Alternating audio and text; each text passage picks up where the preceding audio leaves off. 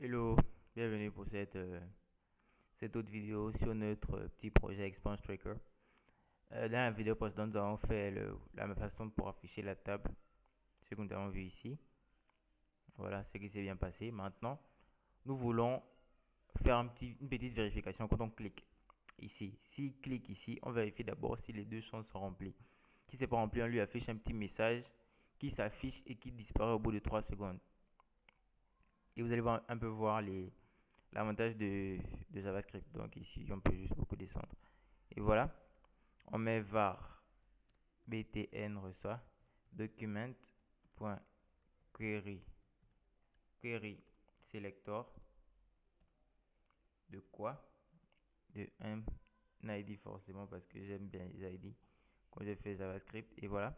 Et le bouton ici, son ID c'est submit. Donc ici, nous allons juste mettre submit point virgule. Ensuite, on lui donne btn.addEventListener et il attend quel événement. On va lui dire un clic, virgule. On fait les fonctions de ECMAScript 6. Ça, c'est les spécificités. Voilà. Et quand il clique, on veut lui demander quoi? On fait d'abord un prevent default. C'est-à-dire que pour éviter les erreurs, prevent default, c'est bien de souvent commenter le code. Les erreurs. Ensuite, récupérer les valeurs des champs. Ensuite, on met var name reçoit et var et mount reçoit. Ici, on met un document.query selector query selector. Comme d'habitude, ce sera forcément une ID. Et ici, pour le name, ce sera ID. Ce sera le texte. Et pour amount, l'ID, ce sera amount. Donc, voilà. Donc, texte et amount. Ici, ce sera texte. On n'oublie pas le point virgule. Et en bas, on peut juste copier ça. Jusqu'ici, on fait un CTRL C. Et en bas, on fait un CTRL V. Et ici, on fait amount. Mais regardez, le souci, c'est que là, on récupère juste les champs. Mais nous, on a besoin des valeurs. Et pour ça, on peut mettre point value. Point virgule. Et ici, point value. Voilà. Et on va tester. Vérifier si les champs sont remplis. Mettre un peu d'espace ici, voilà. Et on fait toujours ici un if. If quoi? If name est égal à champ vide et amount est égal à... Non, je pense qu'ici ce sera un ou. Oui, ce sera un ou. Parce que les deux, le contraire de cette condition-là, ce sera si le name est différent de champ vide et amount différent de champ vide. Voilà, c'est ça. On va d'abord commencer par la console. On va faire un petit console.log. On va juste mettre vide. CTRL S. De navigateur. On fait CTRL SHIFT I. Voilà, on est dans la console. On actualise la page. Et si on clique ici, vous avez vu, ici, ça met vide. Si on clique encore, vide, vide, vide, vide. Donc c'est ça. Mais maintenant, nous, on ne veut pas que l'utilisateur parte dans la console.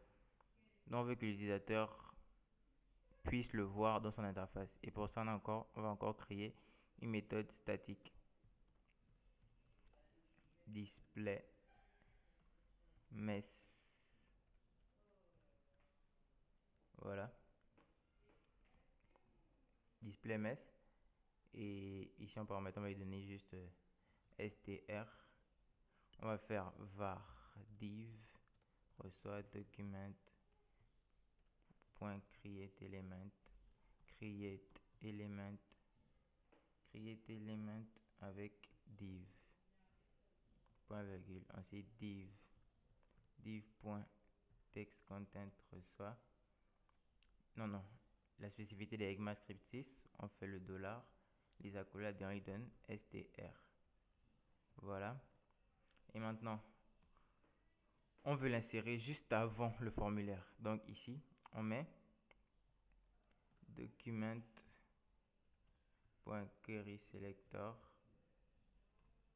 Bon, j'aime bien querySelector, mais on pourrait aussi mettre document.getElementById. Mais querySelector, bon, c'est ce que j'aime particulièrement parce que c'est plus explicite en fait. On met dièse et le nom ici c'est form.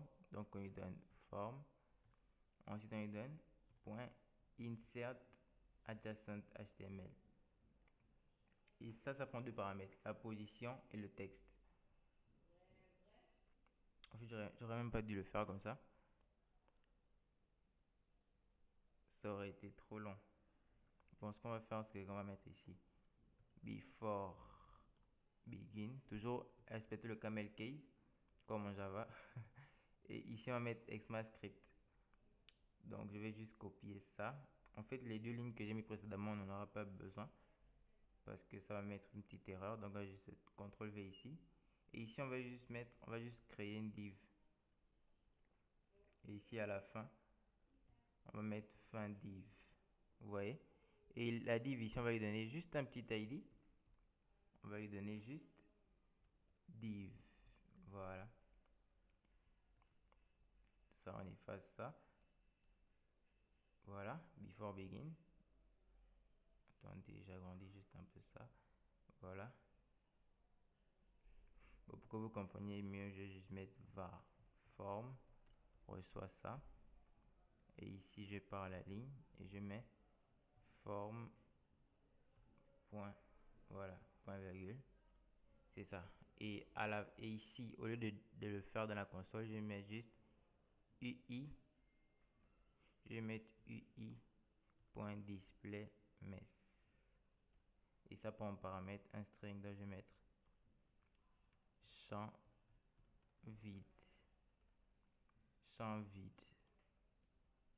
Point virgule. On va aller tester ça. Donc ici, je peux fermer ça. J'actualise ma page. Et si je clique ici, vous avez vu, ça met champ vide. Maintenant, moi, je veux que ça disparaisse au bout de 3 secondes. Et pour que ça puisse disparaître au bout de 3 secondes, on a une méthode qui s'appelle setTimeout. Ici, j'ai oublié le point virgule. setTimeout.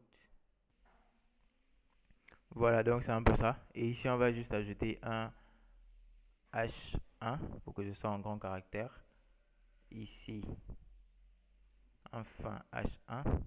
Oui, en JavaScript, c'est très important de connaître les balises. C'est vraiment très très important, je vous assure. Donc ici, si j'actualise ma page, et ici, si je fais ça, vous voyez, champ vide. Mais maintenant, on va partir dans la partie faire disparaître après 3 secondes. Faire disparaître après 3 secs. Donc, on met set timeout. On ouvre les parenthèses. On fait ça. Et je fais ça. Et virgule ici. 3000 signifie 3 secondes. Est-ce que vous voyez? Donc, c'est ça. Et ici, je mets un i pour dire i date prevent. Non, pas besoin. Oui, pas besoin de faire ça. On n'a pas besoin. Oui. Donc, ici. Maintenant, on va demander à la mère de cette balise-là de la faire disparaître. Et la mère de cette balise-là, c'est tout simplement cette div-là. Parce que vous voyez, cette div-là, elle englobe tout le code. Elle se ferme ici, vous voyez, ici. Donc, comme cette div qu'on a créée va apparaître ici, sa mère, ce sera automatiquement celle-là. Donc, on va demander à la mère, on va juste mettre un document.querySelector de dièse mère point remove.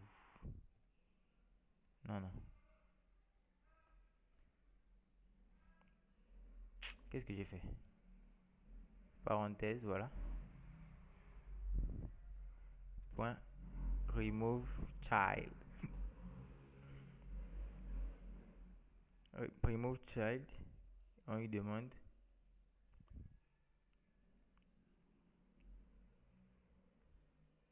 document point query selector